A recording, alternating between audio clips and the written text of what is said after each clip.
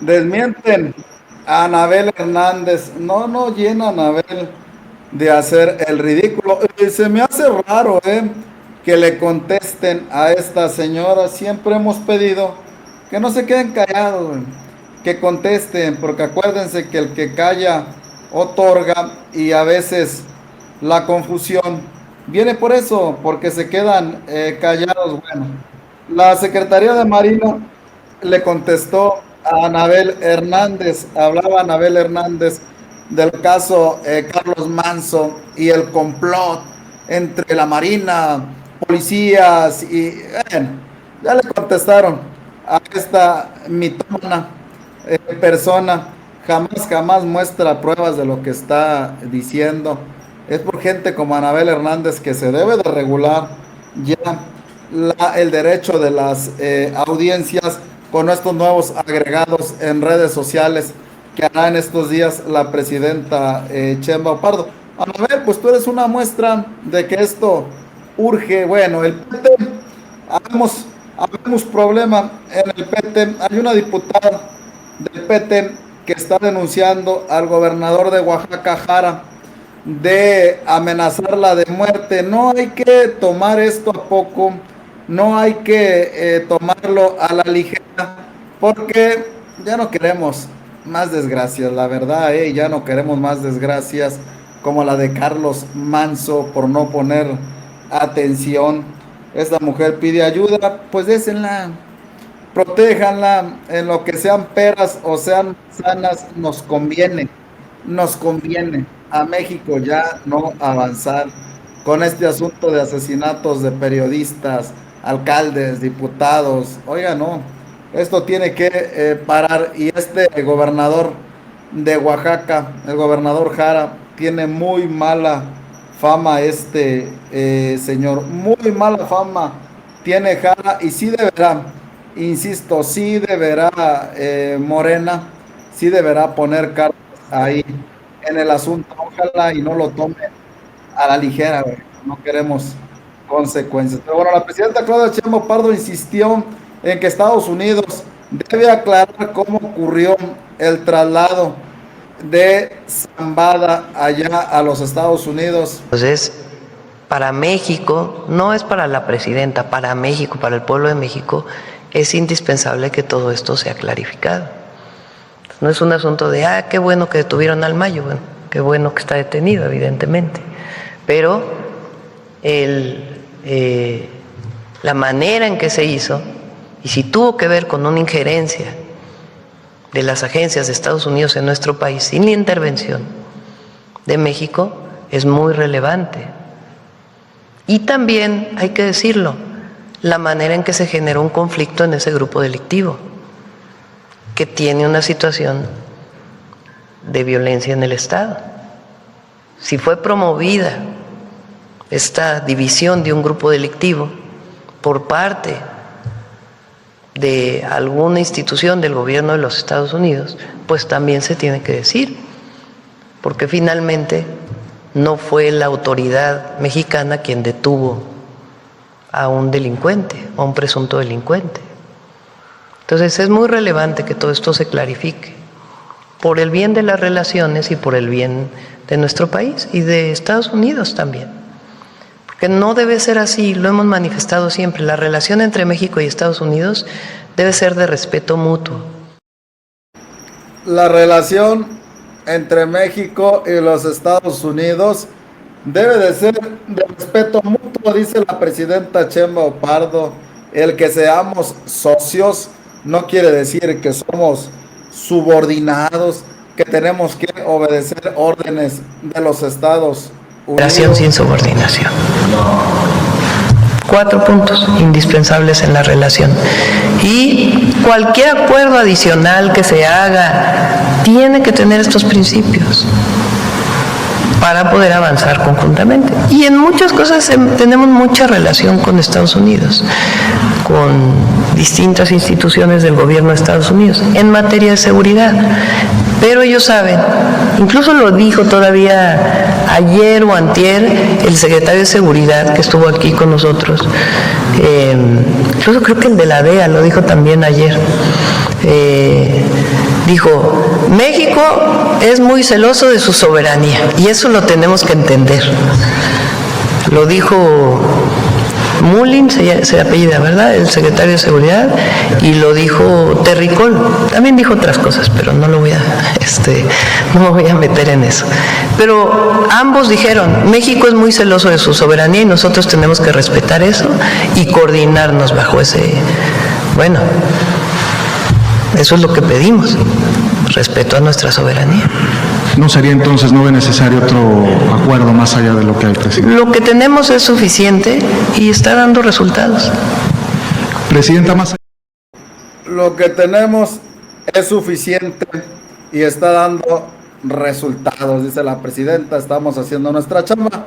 ¿Para qué, canijos, necesitamos el injerencismo gringo? Bueno, los fifís, ellos piensan diferente, están con la idea de que Donald Trump los va a rescatar. Bueno, si lo considera como una buena negociación la de la presidenta Sheinbaum y Keiko Fujimori. Ya entregaron a la persona que estaba presa en la Embajada de México en el Perú, y esto abre otra vez la relación entre México y Perú. Buena negociación de la presidenta Sheinbaum. Está anunciando la presidenta Claudia Sheinbaum que Betsy Chávez, quien fuera vicepresidenta de Pedro Castillo, está a punto de aterrizar en México. Ella se encontraba asilada en la Embajada de México en Perú y pues de aquí es donde se reanudan las relaciones entre México y Perú. Da a conocer la presidenta que es porque entre las muchas cosas que negociaron es que Betsy Chávez ya salió de Perú, está a punto de llegar a nuestro país. Entre las muchas cosas que negociaron, yo creo que esas muchas fueron una.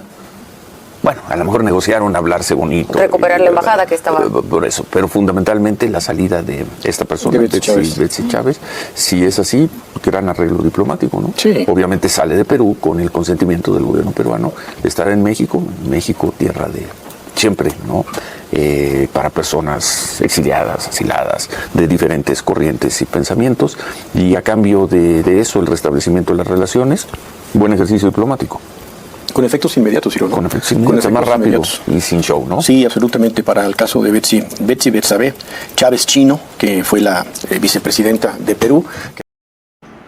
Bueno, ahí está la jugada política de la presidenta Sheinbaum Pardo. Pero Ciro Gómez Leiva considera como politiquería o algo político la caída de Ángel Aguirre, exgobernador de Guerrero, por el caso Ayotzinapa. Van por él y se lo llevan al Moloya. Perdón, si esto no es un uso político de la justicia, ¿qué es? No conocemos a Ángel Aguirre, lo entrevistamos 1 o 2 veces, alguna vez lo saludamos en una redacción, no me acuerdo si aquí o en Milenio. No podemos decir que nos haya dado una gran entrevista, ¿no? O sea, no tenemos ninguna razón por la cual presumir de su inocencia, ni siquiera estoy seguro que haya sido un buen gobernador, pero que esté en Almoloya porque dicen que ordenó desaparecer unos videos que hoy no sé qué fuerza probatoria tendrían. Es increíble, Manuel. Sí, porque todo termina en Almoloya, ¿sí o no? Sí. Y la historia no cambia. Todo termina en Almoloya. Gran título para tu... Bueno, dice Ciro que es golpeteo político para la oposición, pero bueno. Acusa Arturo Ávila a los opositores de tratar de vender una falsa narrativa con el tema de los derechos de las audiencias. Esta narrativa que ha instalado la oposición es un falso debate. Insisto en que es falso porque es parte de la estrategia de comunicación que tiene hoy la oposición con Salinas Pliego, el PRI, el PAN. Están todas las semanas tratando de meter un tema para tratar de convertirlo en un tema de coyuntura. Ellos piensan que el pueblo es tonto y que a través de las redes digitales, a través de la amplificación de más de 100,000 bots, a través de los trolls, van a poder construir narrativas que son completamente falsas. En 2013, una reforma constitucional, ¿que viene de dónde? Pues viene sin duda de estas recomendaciones de la UNESCO, en términos de cómo podemos lograr tener más derecho a la información. Bueno, pues aprueba una reforma constitucional. Esta reforma constitucional tiene como consecuencia la creación de la Ley Federal de Telecomunicaciones de ese entonces, votada por el PRI y por el PAN. Era mucho más estricta y no tenía un campo de autorregulación como lo tienen hoy los lineamientos. 2017, para ser muy concretos, Federico Doring, del Partido Acción Nacional, presenta una contrarreforma. Curioso, por cierto, un año antes de la elección de 2018. Viene un retroceso en materia de derecho a la información. Y en 2022 se declara que no es constitucional y se echa para atrás. El año pasado la mayoría legislativa, de acuerdo a lo que establece el artículo 6º constitucional, pues implementa una regulación. De hecho, las sanciones solamente proceden en 3 escenarios. 1, que no tengas código de ética. 2, que no nombres un defensor de las audiencias. 3, que no tengas un mecanismo de defensa para las audiencias. Nada más. Quieren seguir con esta narrativa de comunicación para presentar a un gobierno como lo han querido presentar desde que inició el muy buen sexenio de la presidenta de México, Claudia Sheinbaum Pardo. Todo lo han convertido en una narrativa de comunicación falsa. Todo lo han convertido en una narrativa de comunicación falsa, dice Arturo Ávila. Pero bueno, vámonos al caso de la diputada por Oaxaca, una diputada que está pidiendo protección y acusa al gobernador Jara y a su secretario de gobierno de amenazarla de muerte. Hay que ponerle atención. Pide a Rosa Isela, pide una plática con Rosa Isela, le dé audiencia a la secretaria de Gobernación. Directamente, si me llega a pasar algo al secretario de gobierno, yo se lo manifesté por mensajes de texto. Tengo miedo de que me hagan algo después del asesinato del reportero Alejandro Leiva. Soy de las pocas diputadas que exigen transparencia y que le reclama al gobierno del estado de Oaxaca que no haga bien las cosas. Soy de las pocas diputadas que fuimos agredidas con lonas como si fuéramos parte del crimen organizado y nuestros rostros fueron impresos en lonas como si fuéramos criminales. Eso me pone en alto riesgo a mí y a mi equipo y a mi familia. Responsabilizo de algo que me pueda pasar al gobernador, así como lo hizo Alejandro Leiva. Yo no quiero ser una estadística más, señora presidenta. Temo por mi vida. Porque si me señalan de esta manera, lo pueden hacer si lo hicieron con... Yo pido una mesa de trabajo con Rosa Isela. Necesito que me garanticen seguridad. No tengo confianza de volver a mi estado, donde matan y asesinan a la gente para callarla, para silenciar su voz. Por eso, desde esta tribuna, si algo me pasa en los próximos días, porque he tenido amenaza de muerte en mis redes sociales a través de que he acompañado al presidente, a través de todas las denuncias públicas que he realizado aquí en la Casa del Pueblo. Si algo me pasa, responsabilizo al gobierno del estado de Oaxaca, porque lo único que hace es confrontar, porque lo he denunciado por nepotismo y en los próximos días estaré volviendo a subir a tribuna para presentar mi ley Jara contra el nepotismo, porque es lo que impera en nuestro gobierno de Oaxaca, el nepotismo en todas las secretarías. El gobernador todavía tiene familia en los órganos de gobierno. El gobernador, sus secretarios, cada uno se ha adueñado de una secretaría y también tiene familiares directos, primos, hermanos, cuñadas, sobrinos, trabajando. ¿De qué estamos hablando cuando decimos que estamos en contra del nepotismo? No más nepotismo en México. Necesitamos trabajar con transparencia. Pero si esto me cuesta la vida, es responsabilidad del Estado mexicano y es responsabilidad del Estado de Oaxaca y de su secretario de gobierno. Bueno, ahí está la queja de esta diputada de el PT. Bueno, mejoró la presidenta, dice Roy. Vamos a escucharlo. Esta idea, esta comunicación de trabajo intenso de la Fiscalía y de la Secretaría de Seguridad ha hecho que mejore en esta semana la imagen de la presidenta y de Harfuch. Y mucho, ¿eh? O sea, del 63 que la dejaste la semana pasada hasta 66%. Sí, recupera 3 semanas perdidas, recupera. Y Harfuch tiene negativos muy bajos, Harfuch.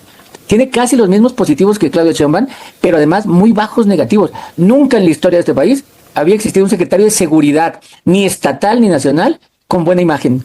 A ver. Bueno, bien, porque eso abarcó también a Omar García Harfuch, y si tiene aspiraciones a la presidencia, pues ahí está. Oigan, una vocera de Morena troleó a una vocera del PRI con Azucena Uresti. No se los voy a platicar. Vean ustedes, esto es la troleada del año. Siguen buscando la censura, son autoritarios y son corruptos. Esa es la verdad. Él tiene toda la razón y además desde el INE buscaron censurarlo, lo censuran y no lo van a terminar. Te salió sangre de la lengua. Ay, cállate. Te voy a decir algo muy importante. Vaya troleada que le dieron en vivo, cayó redondita. Bueno, desmienten a Anabel Hernández y sus fuentes. Se enojó. Dice que la Marina está enojada porque ya los descubrió. Ay, Anabel. Solapa esta investigación, Anabel Hernández. Hace apenas unas horas, la secretaria de Marina, en un comunicado de prensa, acaba de manifestar su preocupación por información muy sensible revelada por miembros de esa institución a Narcosistema. La dependencia asegura que no se trata de un reporte oficial. Efectivamente, yo reitero que se trata de información muy sensible proveniente de áreas de inteligencia que evidentemente la institución no pensaba hacer pública. En nuestro episodio 106, revelamos que de acuerdo a fuentes de inteligencia de la Secretaría de Marina, contrario a la versión oficial, detrás del homicidio de Carlos Manso no estaba solo el crimen organizado. Habría sido un complot orquestado en el Estadio Morelos de Morelia, Michoacán, entre autoridades del Estado de Michoacán, políticos de Morena y la criminalidad organizada. ¿Quieres saber por qué a la Secretaría de Marina le preocupa tanto esta información? Descúbrelo en el episodio 106 de Narcosistema, que ya está al aire. Ay, Anabel, traes un verbo. Qué valor. Lo malo es que nunca comprueba lo que dice Anabel Hernández. Bueno, fuera que lo comprobara, pero bueno. Los medios que hoy se quejan de censura. ¡Ey, qué gobierno tan malo! Se la pasaban de fiesta con Enrique Peña Nieto. Jamás se atrevieron a decir algo en contra de Peña Nieto. ¿Qué confirmamos? Pues que estaban maiciados. El chayote no los dejaba hablar. El chayote.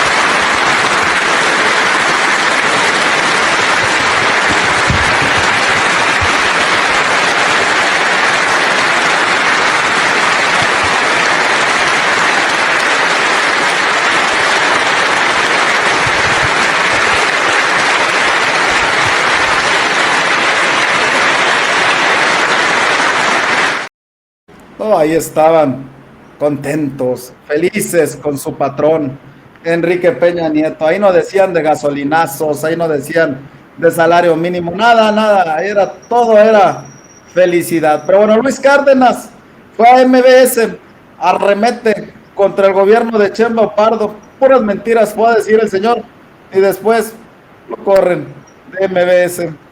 Se está intensificando y enciende de nuevo las alarmas sobre el control cada vez mayor del crimen organizado en los gobiernos municipales.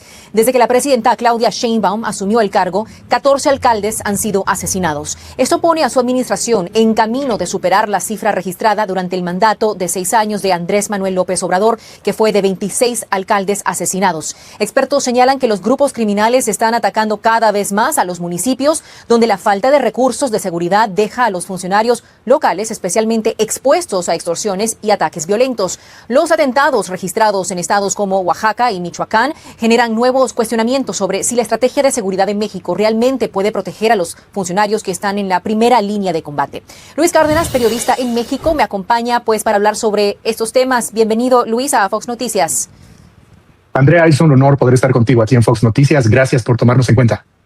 ¿Cuál es el modus operandi más frecuente para asesinar a las autoridades locales? Vimos en un reciente caso que lograron ingresar al ayuntamiento. Tienes toda la razón, Andrea, pero hay aquí un asunto que quizá vale la pena profundizar. Cuando pensamos en buenos y malos, no podemos pensar en México. Y es que en México muchos de los alcaldes también son parte del crimen organizado. En el marco de este maxi proceso que se está llevando a cabo gracias a las autoridades norteamericanas y a las investigaciones que vienen directamente desde el Departamento de Justicia, hemos visto cómo hay la implicación de políticos dentro del crimen organizado. Y es el caso de varios alcaldes en nuestro país. Es muy difícil pensar que hay buenos buenos y malos. En algunas ocasiones son alcaldes que se oponen a un grupo criminal porque están trabajando con otro grupo criminal. En otras ocasiones sí, desgraciadamente son presas del crimen organizado. En otras ocasiones simplemente no pagaron lo que tenían que pagar, lo que prometieron para llegar al poder. Aquí el grave problema, Andrea, y algo que prende las alarmas, es que en esta primera línea de batalla, en este primer contacto ciudadano que deberían de ser los alcaldes, estamos viendo cómo el crimen organizado, concretamente el narcotráfico, está controlándolo todo, desde las elecciones hasta, por ejemplo... Bueno, ahí está. Después lo corrieron. Eso no es imparcialidad, eso es golpeteo político. Pero bueno, vámonos y nos vemos en unos minutos más con más información. Gracias.